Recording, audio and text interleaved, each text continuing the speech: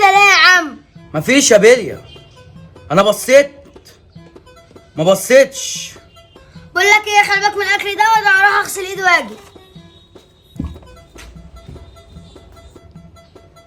راح يغسل ايده قال كل دي فراخ يا ابن المفجوعه يا بليا.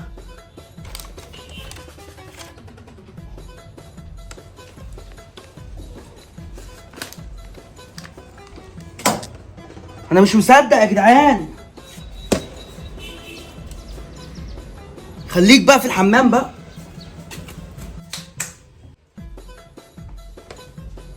ايه ده يا ابن الحرامية يا فؤاد؟ وربنا عارف اللي انت عشان عمال بصيت لي في الاكل كده. طب الاقيه فين؟ مش جوه هنا يا ابن المفجوع يا مفجوع. طب اروح له فين ده عشان اجيبه؟ اكيد بياكل في الفراخ دلوقتي. ربنا لا انزل اشتري فراخ تاني زي ما انا باكل فيهم. سامي